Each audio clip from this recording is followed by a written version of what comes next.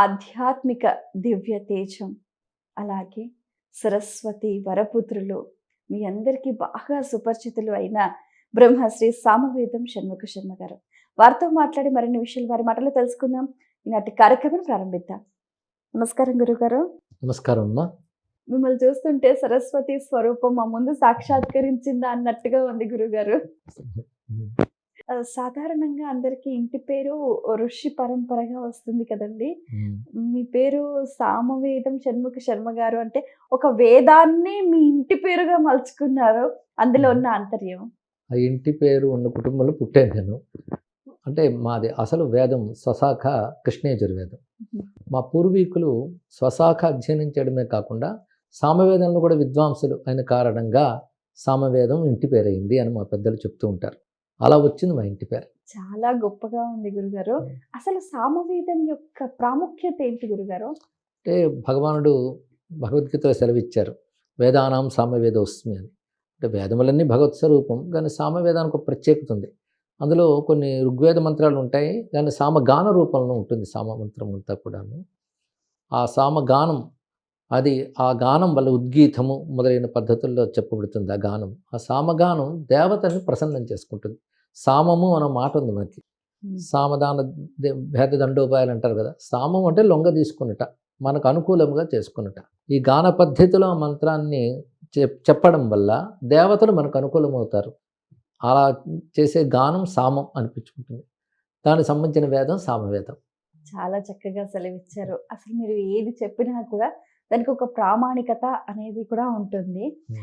గురుగారు, మనకున్న పండుగలలో మన భారతీయ సంప్రదాయం ప్రకారం శ్రావణ పూర్ణిమ నాడు ఏం చేయాలి, ఎలా మనం విధులను ఆచరించాలి? మన పండుగలన్నీ కూడా ఒకవైపు ఖగోళం, ఇంకోవైపు భూమి యందు వచ్చే మార్పులు, వీటిని ఆధారం చేసుకుని ఉంటాయి కనుక ప్రతి పండుగకు ఒక ప్రత్యేకత ఉంటుంది. మనకి అన్నీ ఒకలా ఉండవు. శ్రావణ మాసం మనకు వర్ష ఋతువులో వచ్చేటువంటి మొదటి మాసం. ఇందులో పూర్ణిమ చాలా విశేషం. ఏ మాసానికైనా పూర్ణిమ మాస సారం అంటారు.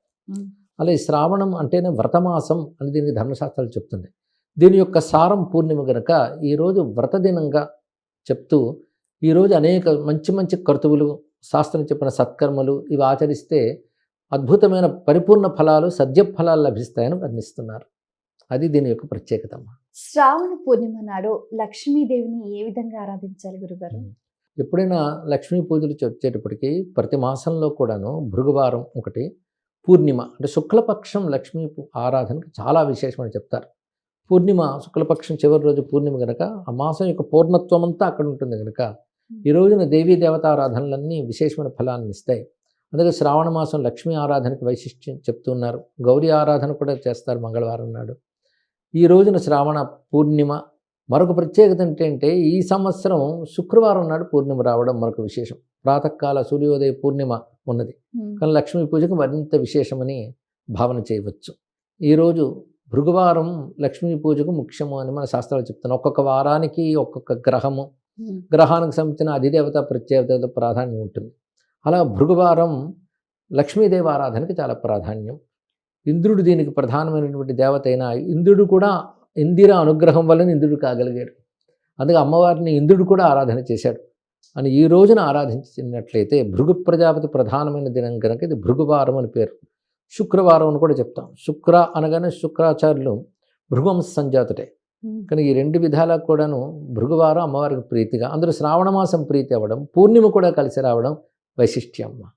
ఓకే, ముఖ్యంగా మహిళలు వాళ్ళ సౌభాగ్యాన్ని పెంపొందించుకోవటానికి లక్ష్మీదేవిని ఎటువంటి ద్రవ్యాలతోటి పూజించాలంటారు? ఇప్పుడు సాత్విక ద్రవ్యాలతో పూజించడం ప్రధానంగా శాస్త్రంలో ఉన్నదే మనం ముందు మాట్లాడుకుందాం. తర్వాత అనేక కొత్తవి రావచ్చు, కానీ అమ్మవారిని ప్రధానంగా మనం పుష్పాలు, షోడశోపచార పూజ చేసేప్పుడు ఏ ద్రవ్యాలు మనం వాడతామో అవన్నీ గంధ, పుష్ప, అక్షతలు, ధూపము, దీపము, నైవేద్యము, తాంబూలము, నీరాజనము, మంత్రపుష్పం ఇవి ప్రధాన అంశములు. అందుకు పుష్పములు అన్నప్పుడు మనకి వివిధములైన పుష్పాలు చామంతిక, బకుళ, చంపక, పాటలాబ్జ ఇత్యాది వర్ణించారు. మనం తెచ్చుకోగలిగిన మంచి పుష్పాలు, సాత్వికమైనవి, వివిధ వర్ణములుతున్నవి అంటే చామంతులు, మల్లెలు ఇత్యాదులన్నీ తీసుకోవచ్చు. పద్మములు కూడా అమ్మవారికి ప్రీతి కనుక పద్మాలతో పూజ చేయడం ఇలాంటివి. అలాగే బిల్వదళాలు కూడా అమ్మవారి పూజకు వాడడం ఉన్నది. ఇలాంటి వాటితో లక్ష్మీ ఆరాధన చేయడం వైశిష్ట్యం. ఇది ధూపదీపములు. ఇక నైవేద్యములకి కొన్ని సంప్రదాయాల్లో 9 రకాల నైవేద్యాలు పెడతారు. ఆ 9 రకాల నైవేద్యాలు పెట్టి అమ్మవారిని ఆరాధన చేయడం సంప్రదాయం. కలశమునందు ఆవాహన చేసి ఆరాధన చేస్తారు. గురుగారు, పూజలో తాంబూలానికి ఒక ప్రత్యేకమైన స్థానం ఉంది.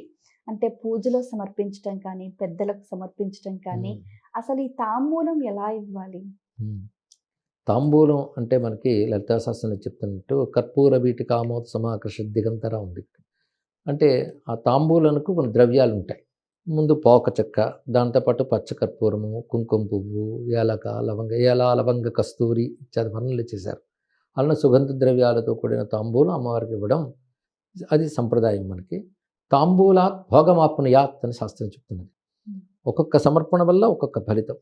దీపాద్ జ్ఞానం, ధూపాద్ ఐశ్వర్యం, గంధాత్ పుణ్యమాప్నుయాత్, తాంబూలాత్ భోగమాప్నుయాత్ అన్నారు. ఇక్కడ ఒక్కొక్క దానికి మనకి ధర్మబద్ధమైన భోగం లభించాలంటే తాంబూల ఉపచారం వల్ల లభిస్తుంది అని శాస్త్రం చెప్తున్నది. అందుకు తాంబూలం ఒక పరిపూర్ణం ఉపచారం కింద చెప్తారు. ఉపచారములు ఇంచుమించు చివరిది. దీని తర్వాత నీరాజనమతి పుష్పాలు వస్తాయి కనుక తాంబూలం పూర్ణత్వం ఉంది.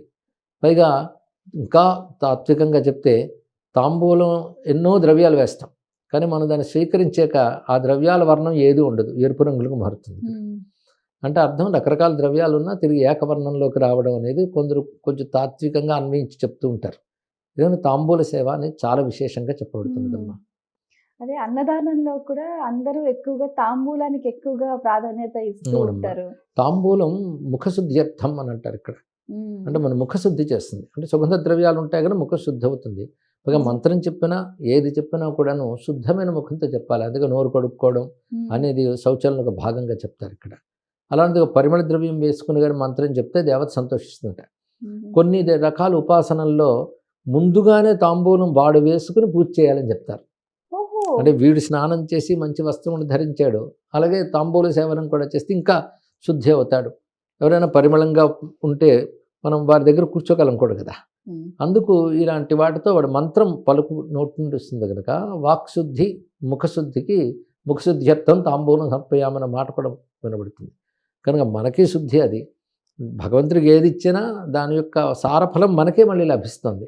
అందుకే శుద్ధము భోగము రెండూ లభిస్తాయి తాంబూల సేవనం వల్ల.